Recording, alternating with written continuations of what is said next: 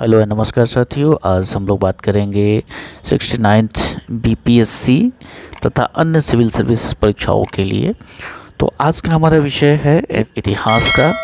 तो इतिहास का जो सबसे अच्छा सोर्स माना जाता है वो है NCERT। जो सबसे अच्छा और ऑथेंटिक सोर्स इतिहास के लिए माना जाता है वो NCERT से बेहतर और कुछ भी नहीं होता है। और कोई भी सिविल सेवा परीक्षा हो, चाहे वो बीपीएससी हो, यूपीपीएससी हो, यूपीएससी हो, झारखंड लोक सेवा आयोग या राजस्थान लोक सेवा आयोग, जहाँ भी हिंदी भाषी क्षेत्र है, और उसमें जो एनसीईआरटी पैटर्न होता है यह बहुत ही महत्वपूर्ण भूमिका निभाता है। तो आज हम लोग शुरुआत कर रहे हैं छठवें वर्ग के इतिहास से। छठा, सातवां और आठवां, ये तीन जो क्लास होता है एक खंड के अंतर्गत आता है। तो छठे क्लास में जो हिस्ट्री पढ़ाई जाती है वो एंशिएंट हिस्ट्री पढ़ाई जाती है, सातवें में मिडाइवल हिस्ट्री, और फिर आठवें क्लास में मॉडर्न हिस्ट्री पढ़ाई जाती है। तो आज जो हम लोग शुरुआत कर रहे हैं वो छठे क्लास की है। तो छठे क्लास में हम लोग प्राचीन इतिहास के बारे में पढ़ेंगे। और छठे क्लास में कि इस पुस्तक में हमारे अतीत भाग 1 है। तो वीडियो थोड़ा सा लंबा होगा लेकिन आपके लिए बहुत ही महत्वपूर्ण होगा। और यह सिर्फ स्नातक स्तरीय परीक्षाओं के लिए तो होगा ही, इसके साथ साथ जो आने वाली जो परीक्षा है बिहार टीचर्स के लिए, उसके लिए भी काफ़ी लाभकारी होगा। साथ ही साथ बिहार पुलिस, बिहार दरोगा की परीक्षाओं के लिए भी काफ़ी लाभकारी साबित होगा। तो आगे बढ़ते हैं मित्र और देखते हैं। आगे बढ़ने से पहले एक बार पुनः आप लोगों से मैं अनुरोध करूंगा कि जो भी मित्र चैनल पर नए हैं कृपया करके चैनल को सब्सक्राइब करें, लाइक करें, शेयर करें और अपना कमेंट जरूर करें। तो आइए देखते हैं मित्र, समय जाया न करते हुए। गेहूं और जौ की फसलों के संदर्भ में निम्नलिखित कथनों पर विचार कीजिए। ध्यान रहे कि हम लोग यहाँ प्राचीन इतिहास को कवर कर रहे हैं। मनुष्यों द्वारा सर्वप्रथम इन्हीं फसलों को उपजाने का शुरुआत की गई। इन फसलों को उपजाने का श्रेय हिमालय और विंध्य की पहाड़ियाँ थी। तो इसका उत्तर जो है वो मनुष्यों द्वारा सर्वप्रथम इन्हीं फसलों को उपजाने की शुरुआत की गई, ये सही उत्तर होगा, क्योंकि गेहूं और जौ सबसे पहले उपजाया जाने वाला फसल माना जाता है। अब इसका उत्तर हम लोग देखते हैं व्याख्या के रूप में कि सर्वप्रथम मनुष्य ने गेहूं और जौ उपजाना प्रारंभ किया। कब किया? लगभग 8000 वर्ष पूर्व। इन फसलों को उपजाने का कार्य सुलेमान और किरथर पहाड़ियों में हुआ, न कि विंध्य क्षेत्र में। इसको याद रखेंगे, इसलिए यह कथन गलत हो जाता है। विंध्य और हिमालय क्षेत्र में बहुत बाद में हुआ है, लेकिन पहले जो हुआ है वो हुआ है सुलेमान और किरथर के पहाड़ी क्षेत्रों में। गेहूं और जौ उपजाने के प्राचीनतम साक्ष्य कहाँ मिला है? मेहरगढ़। ये बहुत अधिक बार इसको पूछा गया है, इसको हम लोग याद रखेंगे कि गेहूं और जौ उपजाने का जो साक्ष्य है मेहरगढ़ बलूचिस्तान से प्राप्त हुआ है। नवीनतम तथ्यों के अनुसार चावल उपजाने का प्राचीनतम सोर्स संत कबीर नगर के लहुरा देव में पाया गया है। यह साक्ष्य कब का है? 9000 से 8000 ईसा पूर्व के है। गाड़ू तथा मध्य भारत के विंध्य पहाड़ी क्षेत्रों में कुछ ऐसे क्षेत्र हैं जहां पे कृषि का विकास हुआ है। तो ये बहुत ही इम्पोर्टेंट इनपुट है, इसको हम लोग याद करेंगे, अपने कॉपी में नोटबुक में नोट कर लें इसे। और हाँ, एक मित्र ये भी बताना मैं भूल गया, ये पूरा जो सोर्स है ये दृष्टि IAS के द्वारा इसको तैयार किया गया है। तो काफ़ी NCERT के साथ साथ एक बहुत बड़ा नाम है, बहुत ही ऑथेंटिक सोर्स है, इसे ज़रूर से ज़रूर फॉलो करें मित्र।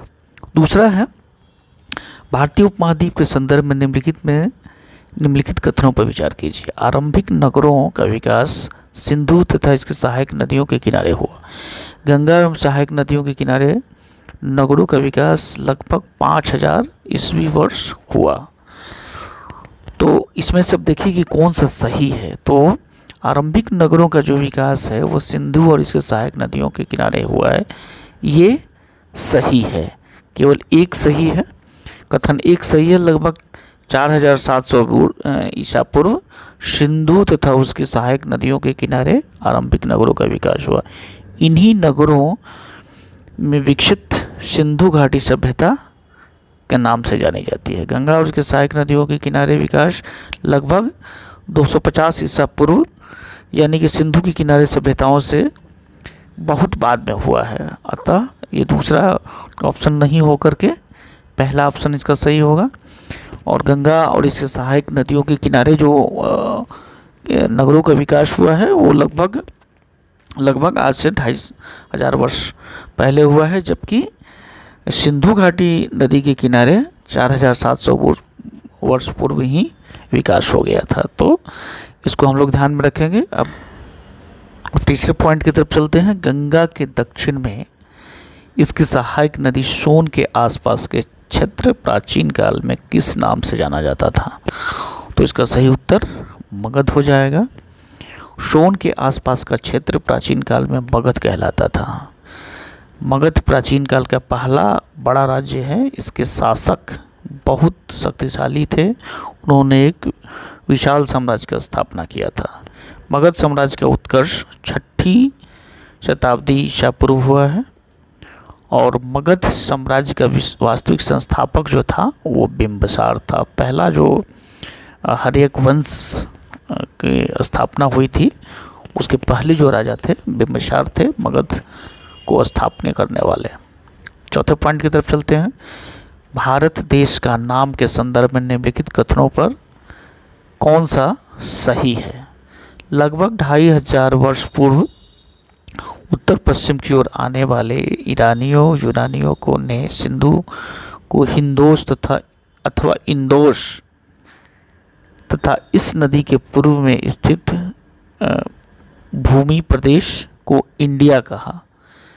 दूसरा जो दिया हुआ है, भारत नाम का प्रयोग उत्तर पश्चिम में रहने वाले लोगों के एक समूह के लिए किया जाता था। इस समूह का उल्लेख संस्कृत भाषा की आरंभिक कृति ऋग्वेद में भी मिलता है। तो इसका सही जो उत्तर है ये दोनों ही माना जाएगा क्योंकि दोनों ही तथ्य सही है। ठीक है मित्र, आगे बढ़ते हैं और देखते हैं पांचवा पॉइंट हमारा। पांडुलिपियों के संदर्भ में निम्नलिखित में से कौन सा कथन सही नहीं है? अतीत के हाथ में से लिखी हुई पुस्तकें पांडुलिपि कहलाती थी। अंग्रेजी में पांडुलिपि के लिए मैन्युस्क्रिप्ट शब्द का प्रयोग होता है जो कि लैटिन भाषा के शब्द मेनू जिसका अर्थ होता है कि हाथ है से निकला है। और तीसरा इसमें दिया है कि पांडुलिपियाँ ताड़ के पत्तों को काटकर अथवा हिमालयी क्षेत्र में उगने वाले भूर्ज नामक पेड़ की छाल से विशेष तरीके से तैयार किए गए भोजपत्र पर लिखी जाती थी। और डी नंबर में है कि पांडुलिपियाँ केवल मंदिरों तथा विहारों से प्राप्त होती थी जो कि केवल संस्कृत भाषा में लिखी जाती थी। तो कौन सा सही यहाँ पे नहीं है था? तो इसका उत्तर डी हो जाएगा क्योंकि कथन ए बी सी सही है। ये तीनों क्या है? सही है, परंतु डी क्या है? गलत है, क्योंकि पांडुलिपियाँ मंदिर और विहारों के अतिरिक्त अन्य स्थानों से भी प्राप्त हुई है। साथ ही पांडुलिपियाँ भी विभिन्न प्राचीन भाषाओं में प्राप्त हुई है, न कि केवल संस्कृत में ही हुई है। इसलिए इसका उत्तर जो डी है वो गलत हो जाएगा। ए बी सी तीनों सही होगा। आगे बढ़ते हैं। अभिलेखों के संदर्भ में निम्नलिखित कथनों पर विचार कीजिए। ऐसे लेख जो केवल पत्थरों पर उत्कीर्ण किए जाते थे अभिलेख कहलाते हैं। कभी कभी शासकों अथवा अन्य लोगों अपने आदेशों को इस तरह के उत्कीर्ण करवाते थे ताकि लोग उन्हें देखकर या पढ़ सके तथा उनका पालन कर सके। तो इसका सही उत्तर बी हो जाएगा। आगे बढ़ते हैं। अशोक का कंधार से प्राप्त अभिलेख निम्नलिखित में से किस लिपि में लिखा गया है? तो अशोक से जो कंधार से जो अभिलेख प्राप्त हुआ है वो यूनानी और अरमाइक लिपि में लिखा गया है। आठवां पॉइंट। ईसा के जन्म के पूर्व की सभी तिथियां ईसवी पूर्व में मानी जाती है। वर्ष की गणना ईसाई धर्म प्रवर्तक ईसा मसीह के जन्म तिथि से मानी जाती है। तो आठवां का जो सही उत्तर हो जाएगा वो ए हो जाएगा। ए अर्थात ए और आर दोनों सही है, दोनों ही सही है। और आर और ए का सही स्पष्टीकरण भी करता है। यहाँ इस चीज़ को आप लोग याद रखेंगे कि ईसवी पूर्व को अंग्रेजी में बिफोर क्रिस्ट या बीसी लिखा जाता है। हिंदी में वर्तमान तिथि का प्रयोग जो ईसवी में लिखते हैं हम लोग, वो अंग्रेजी के एडी मतलब एनो डोमिनी कहा जाता है। BCE अर्थात बिफोर कॉमन इरा अर्थात CE अर्थ कॉमन एरा से होता है। BP का प्रयोग बिफोर प्रेजेंट के लिए किया जाता है, तो इसको हम लोग याद रखेंगे। अब दूसरे जो चैप्टर है उसके तरफ चलते हैं, आरंभिक मानव की खोज। ये बहुत इंपॉर्टेंट है। निम्नलिखित पुरास्थलों में किस स्थान से मनुष्य के आखेटक खाद्य संग्राहक होने का प्रमाण नहीं मिले हैं? तो चिरांद से नहीं मिला है, बाकी सब जगह आखेटक खाद्य संग्राहक के प्रमाण मिले हैं। चिरांद बता दें कि चिरांद जो है वो सारण जिले के जिला मुख्यालय से लगभग 20 किलोमीटर पूरब की ओर स्थित है। आगे बढ़ते हैं। निम्नलिखित पुरास्थलों में से कौन सा नवपाषाणिक पुरा स्थल है? तो इसका उत्तर हो जाएगा, ये जितने दिया हुआ है सब नवपाषाण ही है। मेहरगढ़ हो, बुर्ज होम हो, महागढ़ा हो, कोल्डी ढवा हो या द्वाजली हेल्डिंग हो, ये सारे के सारे जो है नवपाषाणिक पुरा स्थल हैं। आगे बढ़ते हैं। पुरा पाषाणकालीन पाषाण औजारों के निर्माण के संदर्भ में निम्नलिखित में कथनों पर विचार कीजिए। पत्थर के इन औजारों को बनाए जाने का स्थान उद्योग स्थल जो फैक्ट्री साइट हो कहलाता है। पत्थर के इन औजारों के निर्माण के प्रयोग में की जाने वाली तकनीक को दबाव शिल्प तकनीक कहा जाता है। तो इसका सही उत्तर हो जाएगा सी अर्थात कि 1 और 2 दोनों ही यहाँ पे सही है। आगे बढ़ते हैं, चौथे पॉइंट की तरफ चलते हैं। निम्नलिखित में से राख के साक्ष्य का किस पुरातात्विक स्थल से मिले हैं? तो राख का मिला है कुरनूल गुफा से। आगे बढ़ते हैं। मध्य पाषाण युग में जलवायु परिवर्तन में आए नए बदलावों के संदर्भ में निम्नलिखित कथनों पर विचार कीजिए। 1 नंबर, बदलावों से तापमान में वृद्धि हुई और घास के मैदान विकसित होने लगे। दूसरा है, इसी काल में मछली भोजन का महत्वपूर्ण स्रोत बनी। तीसरा, गेहूं, जौ, धान जैसे अनाज प्राकृतिक रूप से उगने लगे थे। तो इसका जो सही होगा वो तीनों ही हो जाएगा। उपयुक्त तीनों ही कथन क्या है, सही है। लगभग 12,000 वर्ष पहले आए पर्यावरणीय बदलाव के काल को ही मध्य पाषाण काल अथवा मेसोलिथ कहते हैं, ठीक है। और इसी काल में ये तीनों ही घटनाएं की शुरुआत हो चुकी थी। 6वें नंबर की तरफ चलते हैं। मानव सभ्यता के आरंभिक काल प्रागैतिहासिक काल को सुविधानुसार 3 भागों में बांटा गया। निम्नलिखित में से कौन सा उस 3 में नहीं आता है? तो कौन कौन सा है? पूरा पाषाण काल, मध्य पाषाण काल, नवपाषाण काल और महापाषाण काल। तो छठा का जो हो जाएगा वो डी हो जाएगा, यानी कि महापाषाण काल इसका भाग नहीं है। आगे बढ़ते हैं। निम्नलिखित में से कौन सा पुरा स्थल प्रागैतिहासिक शैल चित्रकला के लिए माना जाता है? तो बी हो जाएगा भीमपेटका। अभी भीमपेटका का वर्तमान जो समय है इसमें भीमपेटका मध्य प्रदेश के रायसेन जिला में स्थित है। इसे भी हम लोग याद रखेंगे।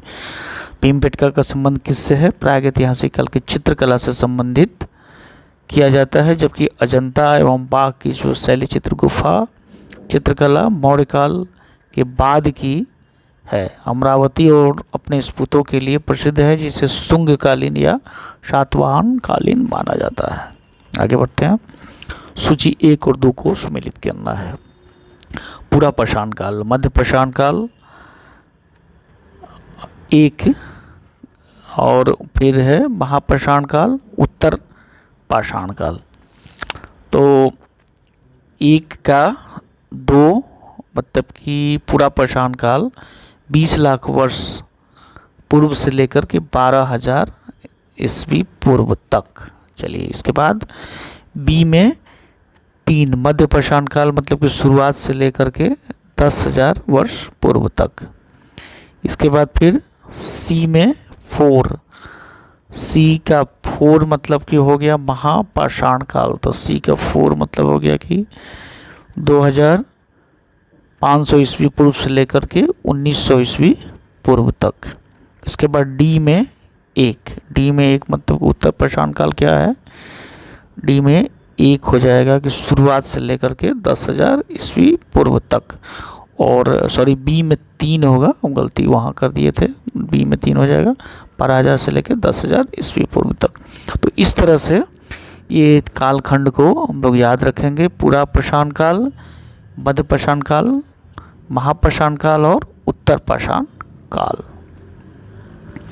निम्नलिखित कथनों पर विचार कीजिए। पूरा पाषाण काल, मध्य पाषाण काल, नव पाषाण काल। उपयुक्त में से किस काल में औजारों को मोनो माइक्रोलिथ या लघु पाषाण काल कहते हैं? तो इसका सही उत्तर हो जाएगा बी। बी मतलब क्या हुआ, मध्य पाषाण काल।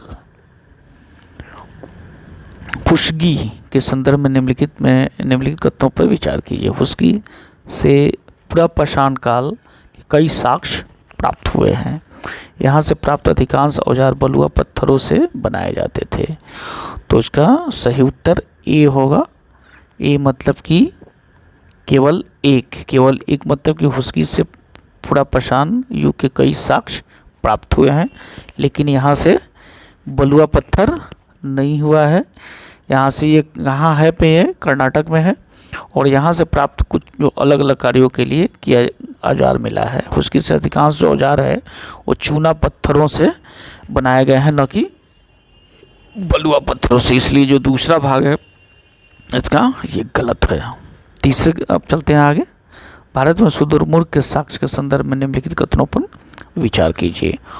तो क्या है, भारत में शुतुरमुर्ग होने के प्राचीनतम साक्ष्य नवपाषाण युग से प्राप्त हुए हैं। आंध्र प्रदेश के पटने नामक पुरा स्थल से शुतुरमुर्ग के अंडों के अवशेष मिले हैं। तीसरा है, प्रागैतिहासिक काल के शुतुरमुर्ग के अंडों के छिलके पर चित्रांकन और इनके मनके बनाए जाने के प्रमाण मिले हैं। तो इसका उत्तर सही हो जाएगा सी मतलब कि केवल 3 मतलब कि ये जो शुतुरमुर्ग के अंडों के छिलके पर चित्रांकन तथा इनके मनके बनाए जाने के प्रमाण मिले हैं।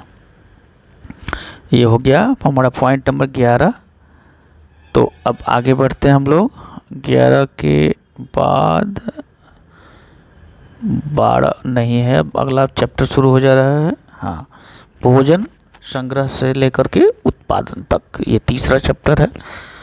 तो निम्नलिखित में से सबसे पहले किस जंगली जानवर को पालतू बनाया गया था? तो ये बहुत बार पूछा जाता है अलग अलग परीक्षाओं में, छोटे परीक्षाओं में भी पूछा जाता है, जो और उच्च स्तरीय स्नातक स्तरीय परीक्षाओं में भी पूछा जाता है। तो इसे हम लोग याद रखेंगे, हालांकि कॉमन है। निम्नलिखित में से किन स्थानों पर पुरातत्वविदों की शुरुआती कृषकों तथा पशुपालकों के होने के साक्ष्य मिले हैं? तो साक्ष्य यहाँ पे सब जगह उपयुक्त जितने भी दिए हुए हैं, इस सारे जगहों पर साक्ष्य मिले हुए हैं। आगे बढ़ते हैं मित्र, और तीसरे पॉइंट की तरफ चलते हैं। यहाँ पे 2 सूची दिया हुआ है, एक तरफ ये पूरा स्थल दिया है, दूसरा इसकी अवस्थिति क्या है इसके बारे में दिया हुआ है। तो इसको हम लोग को मिलाना है। तो मेहरगढ़ कहाँ है? पाकिस्तान के बलूचिस्तान में है, हम सभी जानते हैं। इसके बाद चिरांद कहाँ है? तो चिरांद बिहार में है। इसके बाद क्या है, कोलडिला कहाँ है? तो उत्तर प्रदेश के इलाहाबाद के पास है। तो कोल्डी हवा हो गया यहाँ पे। अब दोस्तों अंतिम बचा गुफ कराल, तो ये कहाँ पे है? कश्मीर में है। इसे हम लोग याद रखेंगे, काफ़ी इम्पोर्टेंट है, पूछा जाता है। आगे बढ़ते हैं। निम्नलिखित युग्मों पर विचार कीजिए। महागढ़ा, बुर्जहोम, हल्लूर और पयमपल्ली। और इसमें युग्म पर विचार करना है कि इसका दिया हुआ है उत्तर प्रदेश, कश्मीर, आंध्र प्रदेश, तेलंगाना।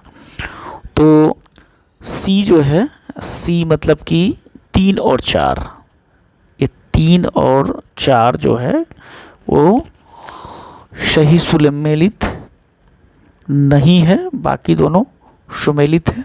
इसको हम लोग याद रखेंगे। पांचवा, पुरातत्वविदों को कुछ पुरास्थलों पर झोपड़ियों तथा घरों के निशान मिले हैं। बुर्जहोम पुरास्थल से प्राप्त ऐसे साक्ष्यों के संदर्भ में निम्नलिखित कथनों पर विचार कीजिए। तो निम्नलिखित कथनों पर हम लोग विचार करके देखें। यहाँ के लोग गड्ढे के नीचे घर बनाते थे। इन घरों को गर्तावास कहा जाता था। यहाँ के झोपड़ियों के अंदर और बाहर स्थानों पर आग जलाने की जगह मिली है। तो इसका उत्तर सही हो जाएगा सी, अर्थात कि ये दोनों ही सही है। अब आगे बढ़ते हैं छठा नंबर पॉइंट पर। नवपाषाण युग के संदर्भ में निम्नलिखित में से कौन सा कथन सही नहीं है। यहाँ पे तो इस काल में पुरातात्विक औजारों का प्रयोग तथा निर्माण पूर्णतः बंद हो गया था। इस काल में औजारों की धार अधिक पैना करने के लिए उस पर पॉलिश चढ़ाई जाती थी। सही है। इस युग में वनस्पतियों तथा अन्य चीज़ों को पीसने के लिए ओखली तथा मूसल का प्रयोग होने लगा था। इस युग में मिट्टी के बर्तनों पर अलंकरण प्रारंभ हो गया था। सब सही है, केवल ये उत्तर गलत है। आगे बढ़ते हैं 7वें नंबर पर। नवपाषाण काल के लोग कपड़े बुनने लगे थे। और दूसरा इसका कारण क्या है, कथन है ये, कारण ये है कि नवपाषाण काल में कपास उपजाया जाने लगा था। तो ए और आर दोनों ही सही है और इसको सही तरीके से इसको स्पष्टीकरण भी करता है, तो इसलिए इसका उत्तर हो जाएगा ए। आगे बढ़ते हैं। मेहरगढ़ निम्नलिखित में से किस दर्रे के निकट है। तो मेहरगढ़ जो है वो है कहाँ पे, बोलन दर्रा में है। तो बोलन दर्रा इसका सही उत्तर हो जाएगा। और ये बोलन दर्रा कहाँ पे है, तो पाकिस्तान के बलूचिस्तान प्रांत में स्थित है। आगे बढ़ते हैं, देखते हैं मेहरगढ़ से प्राप्त कब्रों में मृतकों के साथ कुछ सामान भी रखा जाता था। कथन है और इसका कारण कि मेहरगढ़ के लोगों का मानना था कि मृत्यु के बाद भी जीवन होता है। तो ये दोनों ही सही है, ए और आर दोनों ही सही है और इसका स्पष्टीकरण भी करता है, क्योंकि उस समय लोगों को ऐसा विश्वास था कि हो सकता है कि कुछ दिनों के बाद ये इनमें जान आ जाए, इसलिए कुछ सामान उनके साथ रख दिया जाता था। कई बार ऐसा हुआ होगा कि कुछ व्यक्ति जो पूर्ण रूप से मरे नहीं होंगे और उनमें बाद में उनमें जीवन लौट आया होगा, इसलिए इस तरह लोगों की भ्रांतियाँ थी। आगे बढ़ते हैं। मेहरगढ़ से प्राप्त एक कब्र में निम्नलिखित में से किस पालतू जानवर के मृतक के साथ दफनाया गया था। तो बकरी को दफनाया गया था, को याद रखेंगे। निम्नलिखित पुरास्थलों में से कौन सा ब्रह्मपुत्र की घाटी की एक छोटी सी पहाड़ी पर स्थित है। तो ये हो जाएगा द्वाजली हेल्डिंग। इसको याद भी रखेंगे, कहाँ पे है ये, ब्रह्मपुत्र नदी की घाटी की पहाड़ी पर ये स्थित है। और 12वां है चतालहोग पुरास्थल के संदर्भ में निम्न कथनों पर विचार कीजिए। नवपाषाण काल में सबसे प्रसिद्ध पुरास्थलों में से एक चतालहोग तुर्की में है। यहाँ दूर दराज के स्थानों से कई चीज़ें उपयोग में के लिए लाई जाती थी, जैसे कि सीरिया से लाया गया चमचम पत्थर, लाल सागर की कौड़ियाँ तथा भूमध्य सागर की सीपियाँ। तो इसका जो सही उत्तर हो जाएगा वो सी होगा। 1 और 2 दोनों ही सही होगा। आगे बढ़ते हैं। निम्नलिखित पुरास्थलों में चौकोर तथा आयताकार घरों के अवशेष कहाँ से मिले हैं। तो मेहरगढ़ बलूचिस्तान के पुरास्थल से इस तरह की प्राप्त हुआ है। आरंभिक नगर, अब चौथे खंड की तरफ चलते हैं। भारतीय उपमहाद्वीप के कई आरंभिक नगर खोजे गए। सबसे पहले खोजा गया नगर निम्नलिखित में से कौन सा है। तो सबसे जो पहले खोजा गया था वो क्या था, हड़प्पा। इसको याद रखेंगे, हड़प्पा। उसके बाद मोहनजोदारो कई बार मोहनजोदारो और हड़प्पा में कन्फ्यूजन था, लेकिन सबसे जो पहली बार खोजा गया वो हड़प्पा खोजा गया था। इस शहर का निर्माण लगभग 4700 वर्ष पूर्व हुआ था। कालक्रम की दृष्टि से यह सभ्यता मिस्र और मेसोपोटामिया की प्राचीन सभ्यताओं के समकालीन थी। इसको हम लोग याद रखना होगा। दूसरा, हड़प्पा पुरास्थल निम्नलिखित में से किस स्थान पे स्थित है? तो हड़प्पा कहाँ है? पंजाब में है। और कौन से पंजाब? पाकिस्तान वाले पंजाब में। जानते हैं कि पंजाब भारत के बंटवारे के समय 2 भागों में बंट गया था, तो पंजाब जो पाकिस्तान की तरफ ये पंजाब है अभी वर्तमान में, वहाँ पे हड़प्पा है। ये जान लेना बहुत ही आवश्यक है कि लगभग 150 वर्ष पूर्व जब पंजाब में रेलवे लाइन बिछाई जा रही थी, तो इस काम में जुटे इंजीनियरों को अचानक हड़प्पा पुरास्थल मिला, जो कि आधुनिक पाकिस्तान में है। इंजीनियरों ने अच्छी ईंट की तलाश में हड़प्पा के खंडहरों से हजारों ईंटें उखाड़ ली। इससे कई इमारत पूरी तरह से नष्ट हो गया था। आगे बढ़ते हैं। हड़प्पा सभ्यता के नगरों की विशेषता निम्नलिखित में से कौन सा कथन सही नहीं है? तो ये तो सारी सही दिख रहा है, केवल इसके दोनों हिस्सों की चारदीवारी कच्ची ईंटों से बनाई जाती थी। ये बिल्कुल ही गलत है, क्योंकि हड़प्पा सभ्यता की जितनी ही नगरों की जो विशेषताएं थीं, जो भवन था या फिर नालियां थी, सारे पके हुए ईंटे का प्रयोग किया गया है। आगे बढ़ते हैं चौथे प्रश्न की तरफ। मोहनजोदारो में एक खास तालाब बनाया गया था, जिसे पुरातत्व विदों द्वारा महान स्नानागार कहा गया है। इस स्नानागार की विशेषताओं के संदर्भ में निम्नलिखित में से कौन सा कथन सही नहीं है? तो कौन सा कथन यहाँ फिर आ गया कि सही नहीं है? तो सही नहीं है, इसमें डी है, मतलब कि इसमें पानी भरने के लिए सिंधु घाटी की छोटी नहरें निकाली गई थी। ये गलत है। इस तालाब के बनाने के लिए ईंट और प्लास्टर का प्रयोग किया गया था। सही है। इस पानी के रिसाव रोकने के लिए प्लास्टर के ऊपरी चारकोल की परत चढ़ाई गई थी। ये भी सही है। इसमें दोनों तरफ उतरने के लिए सीढ़ियाँ बनाई गई थी और चारों तरफ कमरे बनाए गए थे। ये भी सही है। तो इसका उत्तर सिर्फ डी गलत है। हड़प्पा सभ्यता से प्राप्त नगरों के संदर्भ में निम्नलिखित में से कथनों पर विचार कीजिए। कालीबंगा और लोथल से अग्निकुंड मिले हैं। हड़प्पा, मोहनजोदड़ो और लोथल से बड़े बड़े भंडार गृह मिले हैं। तो इसका उत्तर सही दोनों हो जाएगा कि ये दोनों ही सही है। दोनों कथन बिल्कुल सही है। आगे बढ़ते हैं और छठवें प्रश्न की तरफ चलते हैं। निम्नलिखित में से किस स्थान पर हड़प्पा नगर प्राप्त हुए हैं? तो हड़प्पा नगर जो है किन किन स्थानों पर प्राप्त हुए हैं? तो सिंध पाकिस्तान से प्राप्त हुए हैं, गुजरात में भी प्राप्त हुए हैं, और भारत के हरियाणा राज्य में भी हैं, राजस्थान के भी कुछ क्षेत्र में, पाकिस्तान में, पंजाब, भारत के वाली जो पंजाब है वहाँ से भी है। तो इस तरह ये सारे क्षेत्रों में ही प्राप्त हुए हैं। हड़प्पा सभ्यता में घर, नाले और सड़कों का निर्माण योजनाबद्ध तरीके से एक साथ ही किया जाता था। इन नगरों में ऐसी विशेषताओं के संदर्भ में निम्नलिखित में से कौन सा कथन सही नहीं है? इन नगरों के आमतौर पर 1 या 2 मंजिले मकान होते थे। सही है। अधिकांश घरों में अलग अलग स्नानागार होता था। कुछ घरों में कुएं भी होते थे। सही है। इन सभी नगरों में नाली खुला रखा जाता था। ये बिल्कुल गलत है, क्योंकि नाली, ये हम लोग पढ़े हैं कि नाली ढक के रखा जाता था।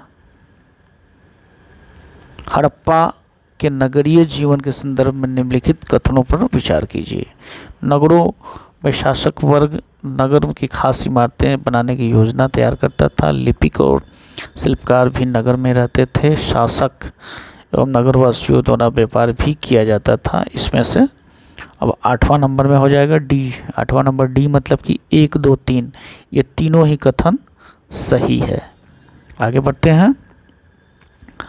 हड़प्पा से प्राप्त बाट और मनकों के संदर्भ में निम्नलिखित कथनों पर विचार कीजिए। बाट को बनाने के लिए सामान्यतः चूना पत्थर का प्रयोग किया जाता था, और मनकों के निर्माण में कार्नेलियन पत्थरों का प्रयोग किया जाता था। तो इसका उत्तर बी हो जाएगा, मतलब कि दूसरा केवल इसका सही होगा। 10वें नंबर की तरफ चलते हैं। निम्नलिखित में से किस हड़प्पीय स्थल से एक कढ़ाईदार वस्त्र पहनने एक महत्वपूर्ण व्यक्ति की पत्थर की मूर्ति प्राप्त हुई है, तो मोहनजोदारो से प्राप्त हुई है, इस हम याद रखेंगे। हड़प्पीय नगर शिल्प के संदर्भ में निम्नलिखित में से कथनों पर विचार कीजिए। तो इसका उत्तर बी मतलब कि 1 और 3 होगा। देख लें यहाँ, सोने और चांदी के गहने और बर्तन बनाए जाते थे और मोहरे बनाने के लिए पत्थरों का प्रयोग किया जाता था। आगे बढ़ते हैं। सूती वस्त्र के कपड़े के टुकड़े का अवशेष निम्नलिखित में से किस हड़प्पीय स्थल से प्राप्त हुआ है? तो मोहनजोदारो से प्राप्त हुआ है। हड़प्पा के नगरों में सूत कटाई का काम होता था, ये कथन है, और इसका कारण है कि मेहरगढ़ के पास कपास की खेती होती थी। ए और आर दोनों सही है, लेकिन ए जो का स्पष्टीकरण आर नहीं करता है, तो इसलिए इसका उत्तर बी हो जाएगा। हड़प्पा में मिट्टी के बर्तनों पर सामान्यतः किस रंग का उपयोग किया जाता था? लाल रंग का प्रयोग किया जाता था। हड़प्पा काल के प्रयोग में लाए जाने वाली फेयंस निम्नलिखित में से के संदर्भ में विचार कीजिए। इस काल में फेयंस के मनके, चूड़ियाँ और बाल छोटे बर्तन में बनाए जाते थे। दूसरा है, इस काल में प्रयोग में लाए जाने वाले पत्थरों, शंख जहाँ प्राकृतिक रूप से पाए जाते थे, वहीं फेयंस कृत्रिम रूप से तैयार किया जाता था। तो इसका उत्तर हो जाएगा कि दोनों ही सही है, 1 और 2 दोनों ही सही है। 16वें नंबर, हड़प्पा सभ्यता में लोगों द्वारा पाया जाने वाला आयात के संदर्भ में सूची 1 और 2 में सम्मिलित कीजिए और नीचे का देखिए। आयातित वस्तु और स्थान। तांबा, तो तांबा कहाँ से आता था? राजस्थान से। दूसरा है टीन, तो टीन कहाँ से आता था? अफगानिस्तान से। सी है सोना, तो सोना कहाँ से आता था? तो सोना आता था कर्नाटक से। और डी बहुमूल्य पत्थर, तो बहुमूल्य पत्थर कहाँ से आता था? गुजरात से। तो ये हमारा सही सुमेलित हो गया। हड़प्पा काल के गांवों के संदर्भ में निम्नलिखित कथनों में से कौन सा कथन सही है, सही नहीं है? तो कृषक और चरवाहे गांव में रहते थे। हड़प्पा के लोग गेहूँ, जौ, दालें, मटर, धान, तिल तथा सरसों उगाते थे। खेतों की जुताई के लिए हल का प्रयोग इस समय एक नई बात थी। सभी हड़प्पा नगरों में सिंचाई के लिए पर्याप्त जल वर्षा से प्राप्त होता था। तो ये 4 कथन दिया हुआ है, तो इसका उत्तर सही हो जाएगा क्या? तो सही इसका उत्तर हो जाएगा डी, मतलब कि ए, बी, सी और डी जो आपका है वो सही हो जाएगा। तो आगे बढ़ते हैं। सूची 1 और 2 दिया हुआ है। हड़प्पा संस्कृति की बस्ती, हड़प्पा, मोहनजोदड़ो, कालीबंगा, लोथल। और यहाँ दिया है नदी, किस नदी के किनारे कौन सा बसा है? तो सबसे पहले हड़प्पा किस नदी के किनारे बसा है? रावी नदी के किनारे बसा है। हड़प्पा सिंधु नदी के किनारे नहीं बसा है। इस बात को हम लोग याद रखेंगे क्योंकि ये कई बार कंफ्यूजन पैदा करता है, क्योंकि हड़प्पा सभ्यता को ही सिंधु घाटी सभ्यता भी कहा जाता है। तो कई बार छात्रों के दिमाग में आता है कि हड़प्पा सभ्यता और सिंधु घाटी सभ्यता एक ही है, तो हड़प्पा सिंधु नदी के किनारे बसा होगा, लेकिन ऐसा नहीं है। हड़प्पा रावी नदी के किनारे बसा है। मोहनजोदड़ो सिंधु नदी के किनारे बसा है। कालीबंगा घग्गर नदी के किनारे और लोथल भोगवा नदी के किनारे बसा है। बिल्कुल सुमेलित है, इसको याद रखेंगे, देख लेंगे। हड़प्पा सभ्यता के महत्वपूर्ण नगर धौलीवीरा किस राज्य में स्थित है? तो धौलीवीरा कहाँ है? गुजरात में है। हड़प्पा कालीन नगरों 2 भागों में विभक्त थे। इनमें से एक नगर के 3 भागों में बटा था और निम्नलिखित में से कौन सा था? तो यहाँ हो जाएगा सी, धौलीवीरा। यह नगर 3 भागों में विभाजित था। आगे बढ़ते हैं। हड़प्पा का लोथल नगर निम्नलिखित में से किस राज्य में स्थित है? तो गुजरात में है। लोथल नगर के संदर्भ में निम्नलिखित में से कौन सा कथन सही है? तो यह गुजरात के माही नदी के किनारे बसा है। सही है। यह बंदरगाह भी था। इस नगर में एक भंडारगृह भी था। ये इसका उत्तर सही हो जाएगा। ए मतलब कि माही नदी के किनारे बसा था। बाकी ये तीनों सूचनाएं सही नहीं है इसके संदर्भ में। 23वें नंबर की तरफ चलते हैं। हड़प्पा कालीन मोहर मतलब मुद्रा और मोहरबंदी के संदर्भ में निम्नलिखित में कथनों पर विचार कीजिए। मोहर का प्रयोग सामान से भरे उन डब्बों या थैलों को चिन्हित करने के लिए किया जाता था जो कि एक जगह से दूसरी जगह भेजे जाते थे। शासक वर्ग द्वारा प्रचलित मोहर को बंद करने का मोहरबंद कहलाता था। तो कौन सा इसमें से सही है? ए सही है, मतलब केवल ए जो है वही सही है। हड़प्पा सभ्यता के अंत में विषय में निम्नलिखित विभिन्न विद्वानों के विभिन्न तर्क है। इन तर्कों में सबसे कौन सा तर्क सम्मिलित है? नदियों को सूख जाना, जंगलों का विनाश, शासकों का नियंत्रण समाप्त हो जाना। तो इसका जो डी है ये तीनों ही अलग अलग लोगों ने बताया है, तो डी हो जाएगा कि तीनों ही तर्क को माना जाता है। आगे बढ़ते हैं और 5वें खंड की तरफ चलते हैं। क्या बताती हैं हमारी किताबें और कब्रें? वेद संख्या 4 में इनमें से सबसे प्राचीन वेद निम्नलिखित में से कौन सा है? तो सबसे प्राचीन वेद कौन सा है? तो ऋग्वेद है। हम जानते हैं कि वेदों की संख्या 4 है। ऋग्वेद, सामवेद, यजुर्वेद और अथर्ववेद। इसमें जो सबसे प्राचीन वेद है ऋग्वेद है, जिसकी रचना 3500 वर्ष पूर्व हुई है। ऋग्वेद में 1000 से अधिक प्रार्थनाएं हैं जिन्हें सूक्त कहा गया है। सूक्त का मतलब है अच्छी तरह से बोला गया। आगे बढ़ते हैं।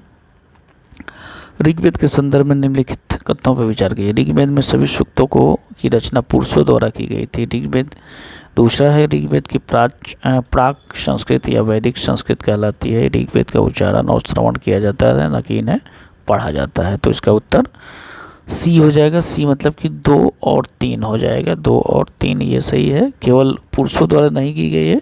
हम सभी जानते हैं कि ऋग्वेद में कई सारी महिलाओं ने भी रचनाएं की हैं। गार्गी, लोपामुद्रा के अलावा बहुत और भी कई सारी महिलाएं हैं जो कि इनमें उनका बहुत बड़ा योगदान रहा है। तो पुरुषों के अलावा महिलाएं भी कई सारी सूक्त लिखी हुई हैं। आगे बढ़ते हैं। ऋग्वेद में निम्नलिखित में से कौन सी नदियों का उल्लेख सबसे कम बार हुआ है? सबसे कम बार गंगा का प्रयोग हुआ है और सबसे अधिक बार जो हुआ है वो सरस्वती नदी, सिंधु नदी, इनकी सहायक नदियाँ का वर्णन कई बार हुआ है, परंतु गंगा और जमुना का सिर्फ एक बार हुआ है। आगे बढ़ते हैं। सूची 1 और 2 को सम्मिलित करना है। भाषा है और भाषा परिवार है। संस्कृत अस्टोएस्टिक भाषा परिवार। पूर्वोत्तर मलयालम तो द्रविड़ भाषा का परिवार है। और संस्कृत हो जाएगा भारोपीय परिवार। और उसका उत्तर बी हो जाएगा। बी मतलब कि ए में 4 हो जाएगा। सही है। ए मतलब कि आपका संस्कृत जो है वो भारोपीय भाषा का परिवार है। पूर्वोत्तर भाषा का जो परिवार होता है वो तिब्बती चीनी तिब्बती परिवार है। और मध्य भारत के जो भाषा का परिवार है वो एस्टो एशियाटिक परिवार हो जाएगा। सही उत्तर ये हो जाएगा। आगे बढ़ते हैं।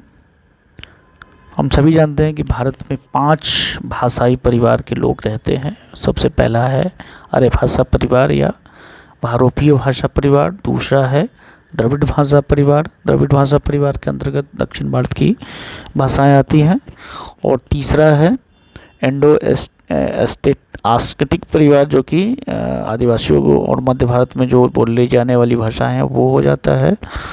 चौथा होता है चीनी तिब्बती परिवार और 5वां होता है अंडमानी परिवार या अंगामी परिवार। तो इस प्रकार भारत 5 भाषाई परिवार बोलने वाला एकमात्र ऐसा देश है। आगे बढ़ते हैं। ऋग्वैदिक युद्धों के संदर्भ में निम्नलिखित में से कौन सा कथन सही नहीं है? तो कौन सा कथन सही नहीं है? युद्ध में जीता गया धन केवल सरदारों और पुरोहितों में बांटा जाता था। यही सही नहीं है। ऋग्वेद में मवेशियों खासकर बच्चों घोड़ों की प्राप्ति की अनेक प्रार्थनाएं की गई हैं। घोड़ों की लड़ाइयाँ रथ खींचने के लिए काम में आता था। आगे बढ़ते हैं।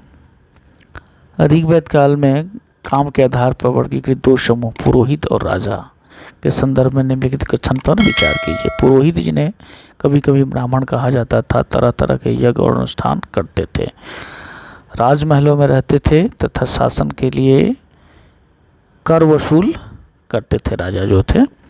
तो इसका उत्तर सही एक होगा। उन्हें पुरोहित जिन्हें कभी कभी ब्राह्मण कहा जाता था और तरह तरह के यज्ञ और अनुष्ठान करते थे, यही पुरोहित वर्ग जो था बाद में कालांतर में ब्राह्मण कहलाने लगा और बहुत बाद में यह ब्राह्मण जन्म के आधार पर ब्राह्मण कहलाने लगा। निम्नलिखित में से कौन सा यह शब्द है ऋग्वेद में मिलता या मिलते हैं? तो इसका उत्तर तीनों ही हो जाएगा।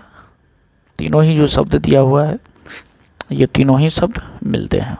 आर्य लोग अपने विरोधियों को निम्नलिखित में से कौन विकल्पों में से क्या कहते थे? तो आर्य लोग अपने विरोधियों को दस्यु कहते थे, दास या दस्यु। किस युग में उपमहाद्वीप के उत्तर पश्चिम में ऋग्वेद की रचना हो रही थी, उसी समय अन्य जगहों पर महापाषाणिक कपड़े बनाने की प्रथा का विकास हो रहा था। महापाषाणिक कपड़ों की प्रथा के संदर्भ में निम्नलिखित कथनों पर विचार कीजिए।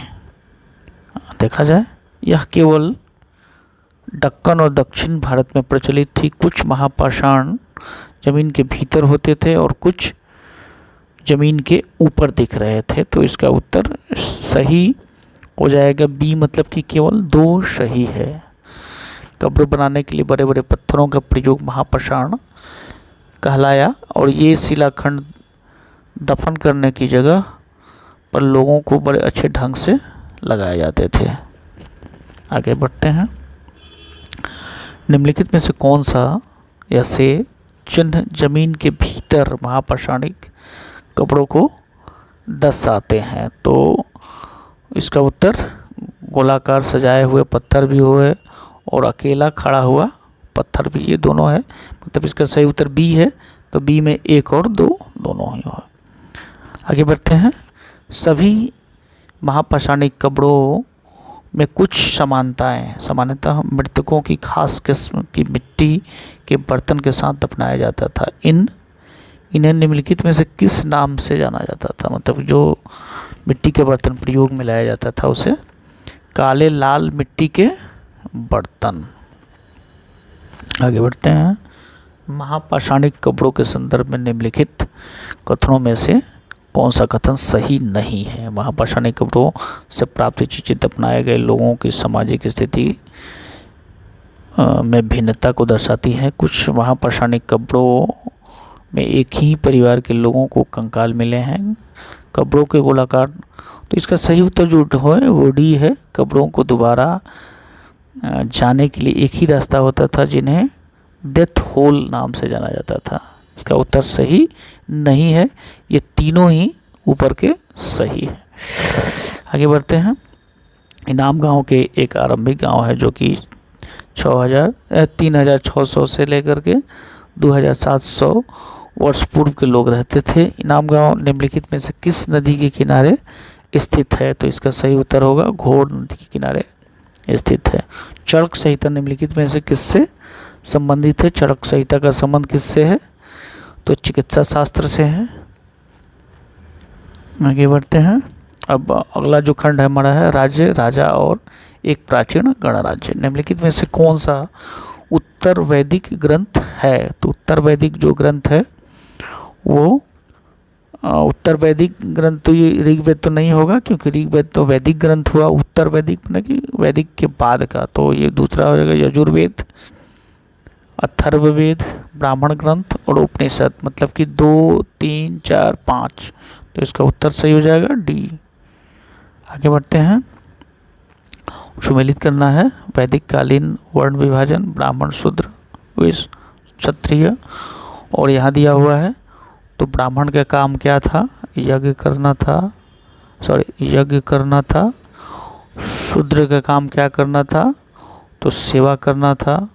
क्षत्रिय के काम क्या करना था? रक्षा करना था। और वैश्य के काम व्यापार करना था। ये तो आसान सा प्रश्न है। आगे बढ़ते हैं। उत्तर वैदिक काल में प्रायः महिलाओं को शूद्रों के समान माना जाता था।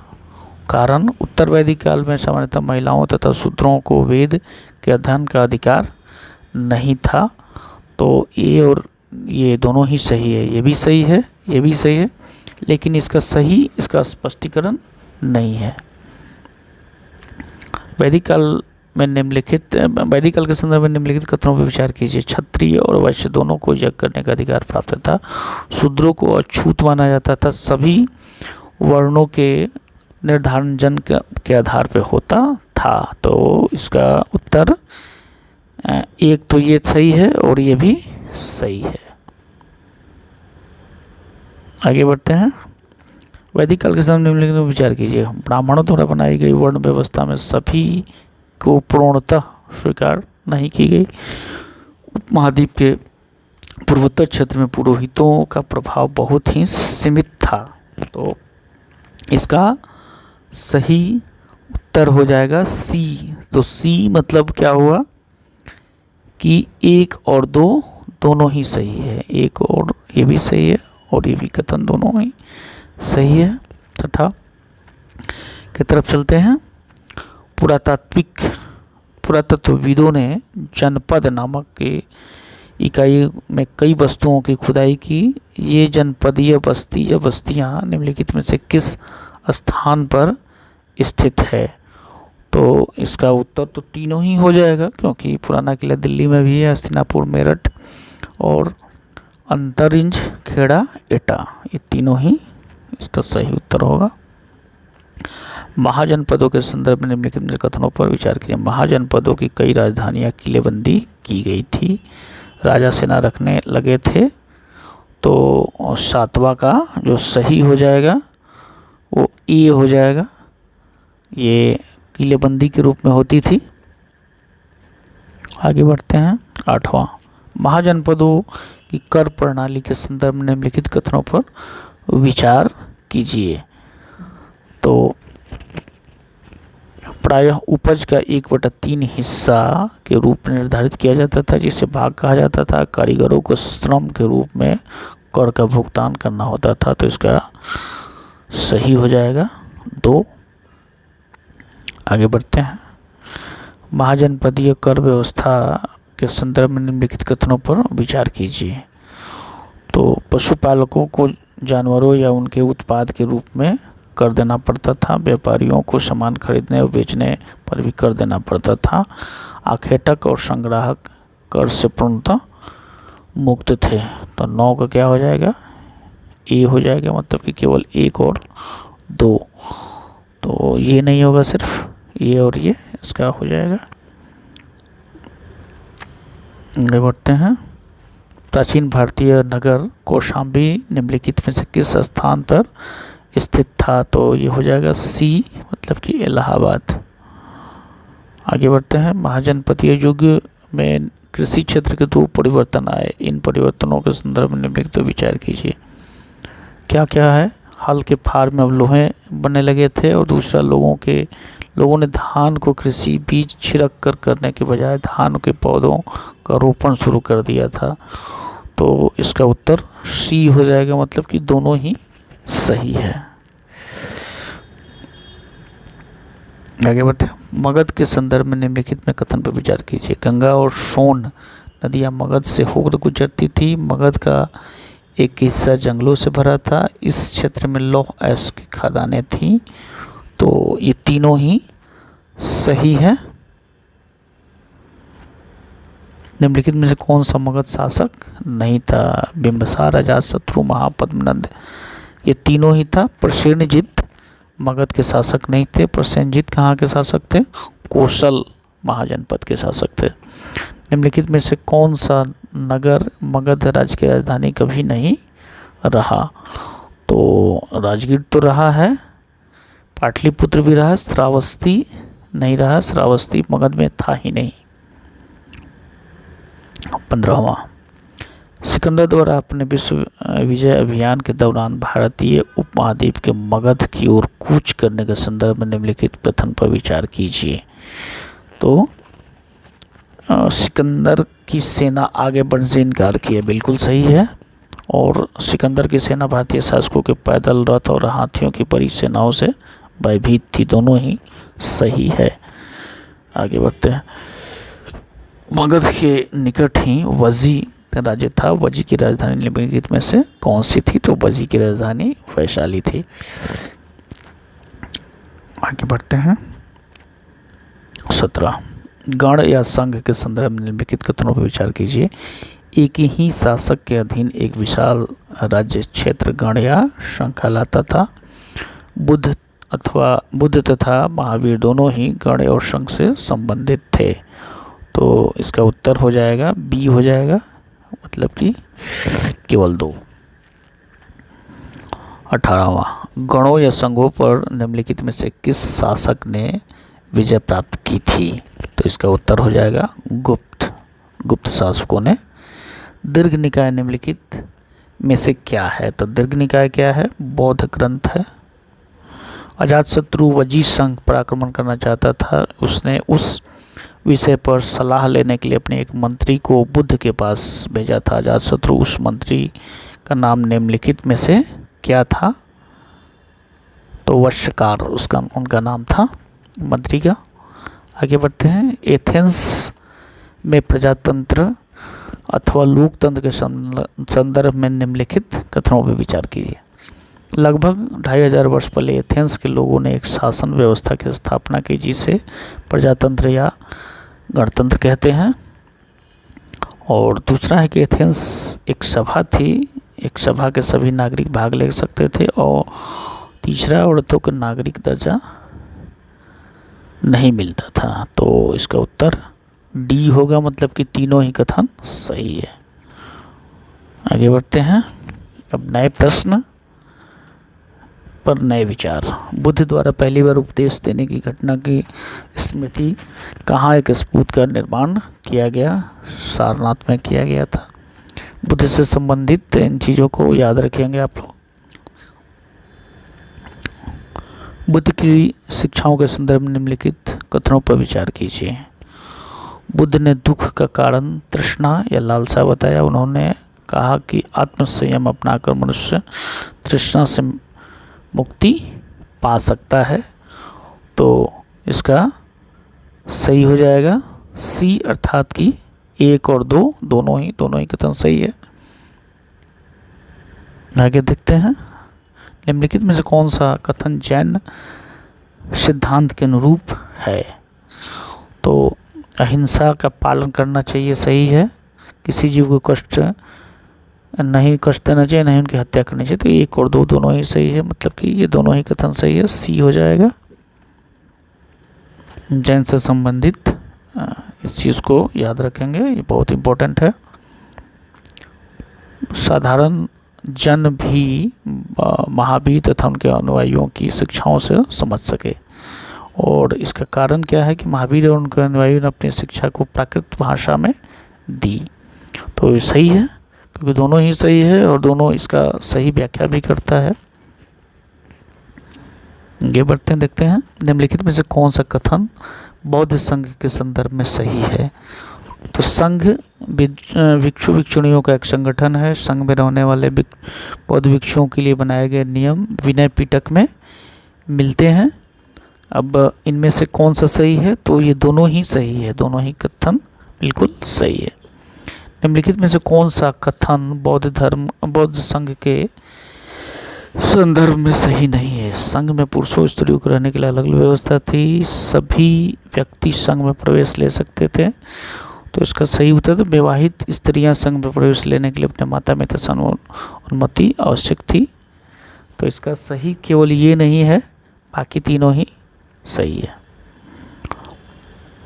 कुछ शैलकृति गुफाओं को विहार कहते हैं। विहार के संदर्भ में निम्नलिखित कथनों पर विचार कीजिए। तो बौद्ध विहार भिक्षुओं के लिए शरण स्थली थी, जो कि बाद में निवास स्थल सही है। प्रायः किसी भी धनी व्यापारी राजा तब उस समय द्वारा दान दी जा रही जमीन पर विहार का निर्माण किया गया था। दोनों ही कथन सही है। आगे बढ़ते हैं, देखते हैं। आश्रम व्यवस्था, और दूसरा उद्देश्य ब्रह्मचर्य, गृहस्थ, ये 4 आश्रम व्यवस्था होता है। तो इसका सही क्या है? ब्रह्मचर्य, सादा जीवन बिताकर वेदों का अध्ययन करना, ये हो जाएगा। दूसरा है गृहस्थ, तो गृहस्थ का क्या हो जाएगा? गृहस्थ मतलब कि विवाह करके गृहस्थ के रूप में रहना। वानप्रस्थ, वानप्रस्थ मतलब कि सब कुछ त्याग कर सन्यासी हो जाना, और सन्यास मतलब कि जंगल में रह करके, जंगल में रहकर सन्यासी ये हो जाएगा, वानप्रस्थ ये हो जाएगा। आश्रम व्यवस्था में प्रायः महिलाओं को वेद पढ़ने की अनुमति नहीं थी। उन्हें अपने पतियों द्वारा पालन किए गए आश्रमों के नियमों का अनुसरण करना होता था।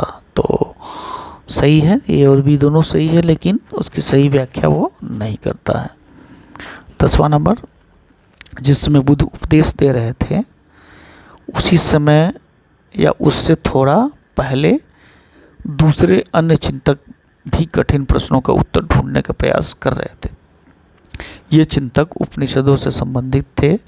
इन उपनिषदों के संदर्भ में निम्नलिखित कथनों पर विचार कीजिए। उपनिषद उत्तर वैदिक ग्रंथों के हिस्सा थे। उपनिषद का शाब्दिक अर्थ होता है गुरु के समीप बैठना। इन ग्रंथों में अध्यापकों और विद्यार्थियों के बीच बातचीत करने का संकलन किया गया था। तो ये तीनों ही कथन बिल्कुल ही सही है, इसलिए इसका उत्तर डी होगा। उपनिषदों में संकलित वार्तालापों चर्चाओं के संदर्भ में निम्नलिखित में से कौन सा कथन सही नहीं है? तो इन चर्चाओं में भाग लेने वाले अधिकांश पुरुष, ये भी सही है।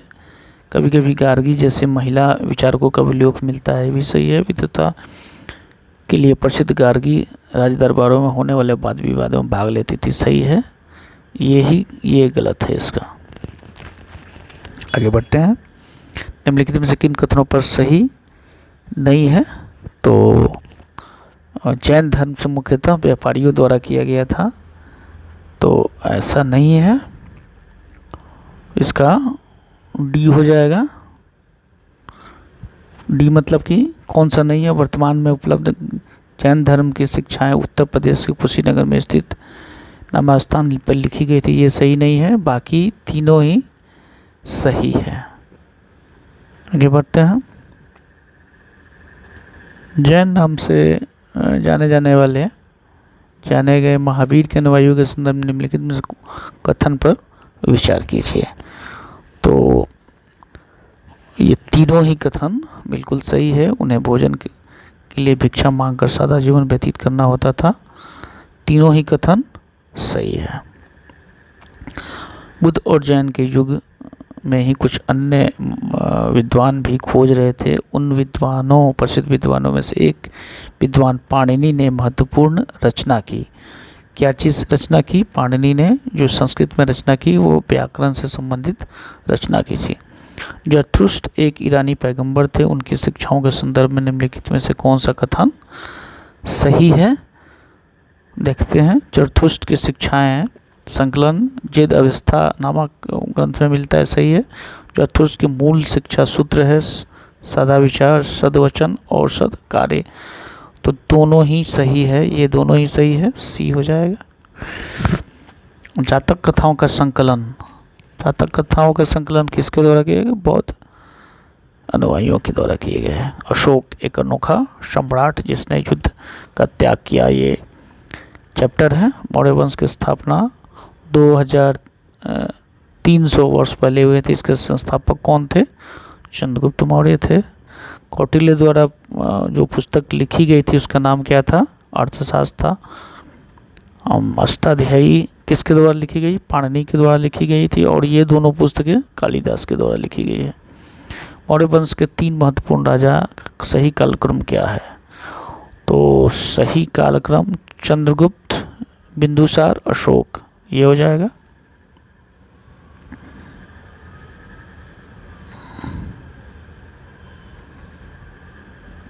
तो आगे बढ़ते हैं। हाँ, मौर्य साम्राज्य की राजधानी निम्नलिखित में से कौन सी थी? पाटलिपुत्र थी।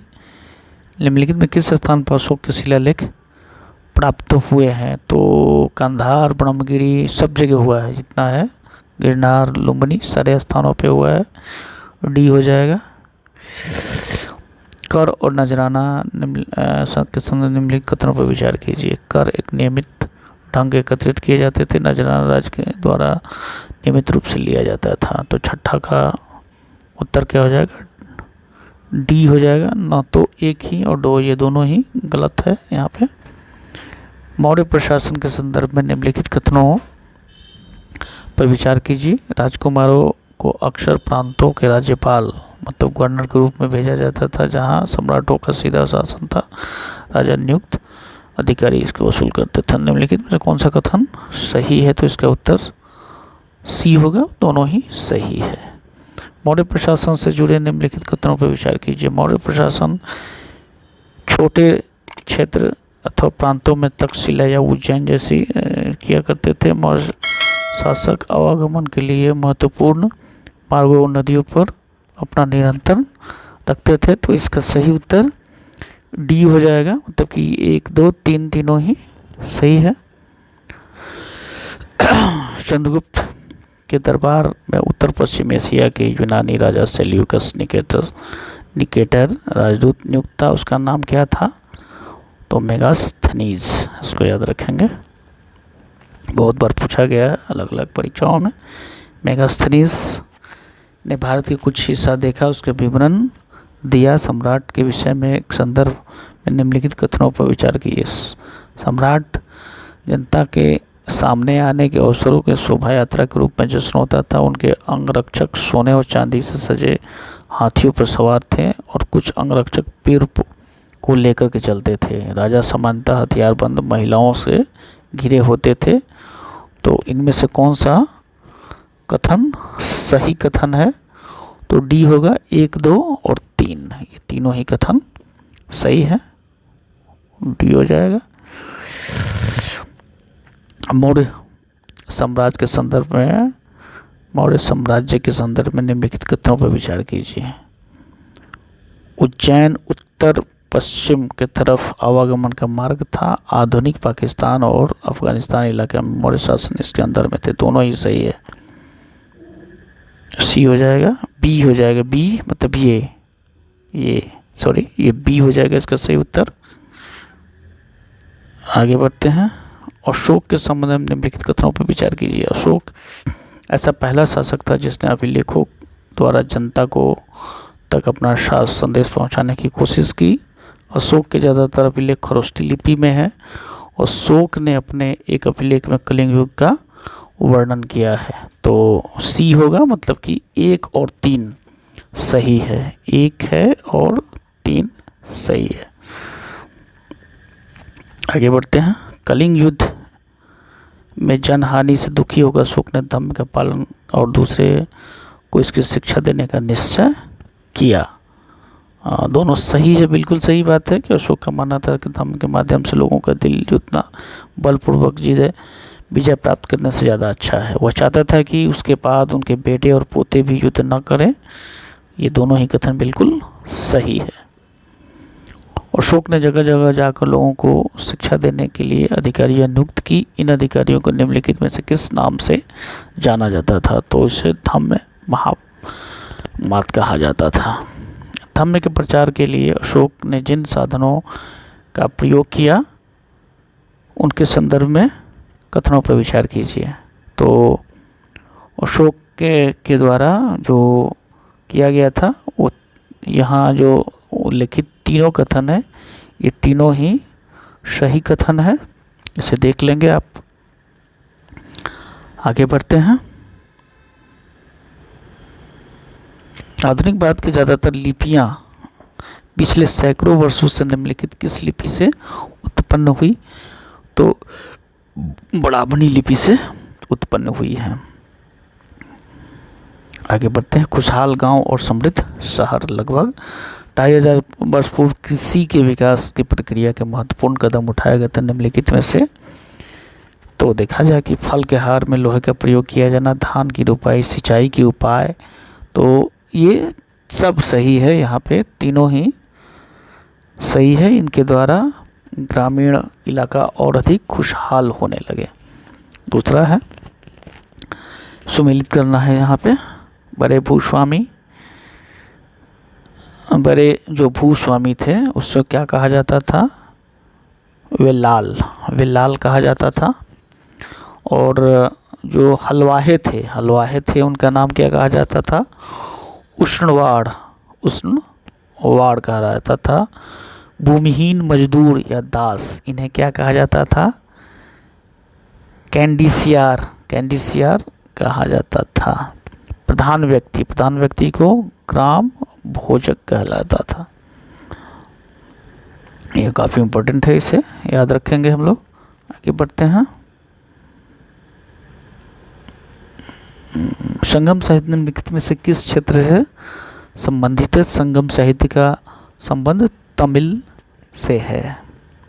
भरूच बंदरगाह में होने वाले आयात निर्यात के संदर्भ में निम्नलिखित कथनों पर विचार कीजिए। तो भरूच में क्या होता था, हिमालय की जड़ी बूटियाँ, कार्निलियन, सूती वस्त्र, रेशम तथा इत्र के यहाँ से निर्यात किए जाते थे।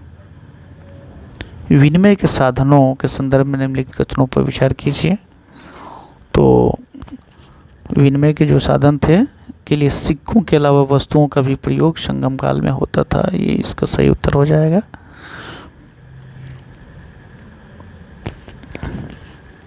कथन एक जो है, मथुरा 2500 वर्ष पूर्व अधिक समय से एक महत्वपूर्ण नगर रहा है। मथुरा के यातायात और व्यापार के मुख्य मार्गों से सम्मिलित था। ये दोनों ही सही है और इसका स्पष्टीकरण भी सही तरीक़े से करता है। निम्नलिखित में से कौन कुषाणों की राजधानी रही है? तो कुषाणों की राजधानी कौन सा रहा है? मथुरा रहा है। आगे बढ़ते हैं और देखते हैं। प्राचीन नगरों की श्रेणियों के संदर्भ में विचार कीजिए। संयुक्त रूप से शिल्पकारों और व्यापारियों का एक संघ होता था।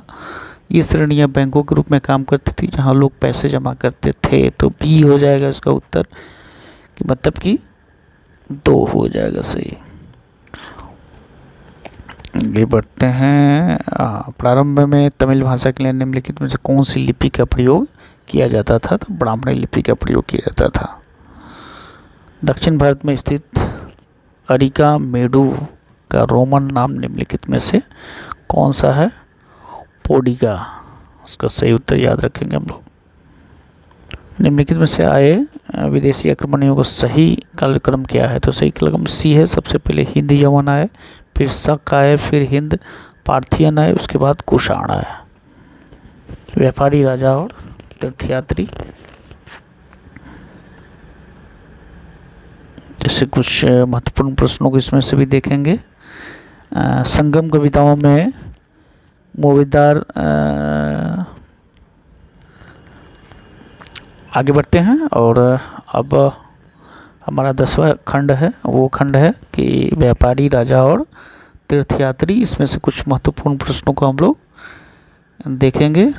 दक्षिण पंथ के स्वामी निम्नलिखित में से क्या कहलाते थे? ये काफ़ी इम्पोर्टेंट है, तो इसका सही उत्तर हो जाएगा सातवाहन। रेशम बनाने की तकनीक का आविष्कार सबसे पहले कहाँ हुआ था? तो डी, चीन में हुआ था।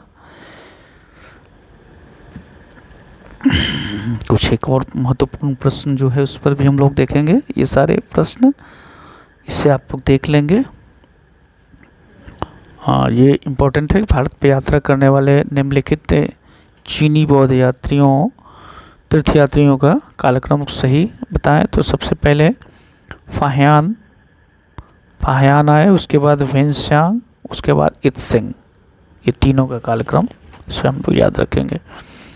विष्णु के वराह रूप की मूर्ति निम्नलिखित में से कहाँ से प्राप्त हुई है? मध्य प्रदेश से प्राप्त हुई है, याद रखेंगे। भक्ति परंपरा के संदर्भ में निम्नलिखित में से कौन सा कथन सही नहीं है? सी है। भक्ति मार्ग में आडंबर के साथ सब पूजा प्रयोग होते थे, ये सही नहीं है क्योंकि आडंबर के खिलाफ ही ये चलाया गया था, तो ये सही नहीं होगा। आगे बढ़ते हैं। ये इम्पोर्टेंट है। दक्षिण के जो सही सूची निम्न प्रकार से है। डी जो है मतलब कि ए में 5 हो जाएगा। दक्षिण पंथ के स्वामी ए में ए का 3 हो गया, सॉरी 3 हो गया ये, और बी क्या हो जाएगा 5 नंबर। सी अश्वघोष, अश्वघोष मतलब कि बुद्धचरित हो जाएगा। बोधिसत्व, बोधिसत्व हो जाएगा महायान बौद्ध धर्म। और वेनशांग मतलब हो गया कि चीनी यात्री थे। तो इस प्रकार ये सम्मिलित हो जाएगा। नए साम्राज्य एवं राज्य ये एक खंड है। हरिसेन किसका दरबारी कवि था? समुद्रगुप्त का था। इलाहाबाद का अशोक स्तंभ निम्नलिखित में से किसके काल में की सूचना देता है? डी मतलब कि समुद्रगुप्त से। कुछ और प्रश्नों को हम लोग देख लें।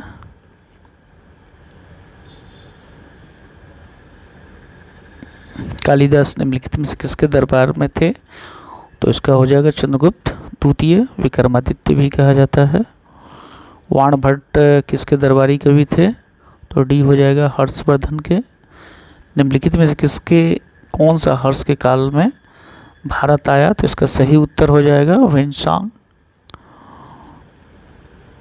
नर्मदा नदी पर सम्राट हर्ष के दक्षिण की ओर बढ़ने की कोशिश को किसने रोका था? पुलकेशिन द्वितीय ने। काफ़ी इंपॉर्टेंट है, कई बार पूछा भी गया है। कांचीपुरम निम्नलिखित में से किसकी राजधानी थी? सी मतलब कि पल्लवों की राजधानी थी। चालुक्यों की राजधानी निम्नलिखित में से कौन सी थी? ऐहोल। रविकीर्ति निम्नलिखित में से किसके दरबारी कवि थे? तो पुलकेशिन द्वितीय। कुछ और प्रश्नों को हम लोग देखते हैं जो कि काफ़ी जो इम्पोर्टेंट है उसे हम लोग और देख लें। अब अंतिम चरण में हम लोग पहुंच चुके हैं इस वीडियो के। इमारतें। अभिज्ञान शकुंतलम निम्नलिखित किसकी रचना है? आप सभी जानते हैं कि कालिदास की है। और कुछ प्रश्नों को हम लोग देख लें। लगभग 1500 वर्ष पूर्व बने मेहरौली की लौह स्तंभ जो आज भी जंग नहीं लगी है, इस अद्भुत लौह स्तंभ को निम्नलिखित का से स्थित की गई है। तो ये कहाँ पे है? दिल्ली में है, मेहरौली का।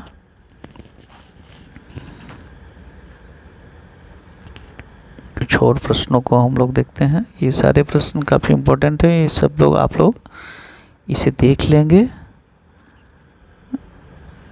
ये कुछ प्रश्न है, ये सारे प्रश्न बहुत ही इम्पोर्टेंट है। कागज़ का आविष्कार निम्नलिखित में कहाँ से प्राप्त हुआ है? चीन से प्राप्त हुआ है। ये भी काफ़ी इम्पोर्टेंट है, कई बार प्रश्नों में पूछा जाता है। तो इस प्रकार छठे वर्ग की जो हिस्ट्री का चैप्टर, सारे चैप्टर यहाँ समाप्त हुए। विश्वास है कि आप लोगों को पसंद आया होगा। हालांकि ये बहुत ही इम्पोर्टेंट है सभी परीक्षाओं के लिए और आपको एक बेसिक समझ बनाने के लिए बहुत ही इम्पोर्टेंट है। वीडियो को अधिक से अधिक देखें और शेयर करें और कमेंट ज़रूर करें। बहुत बहुत धन्यवाद मित्र।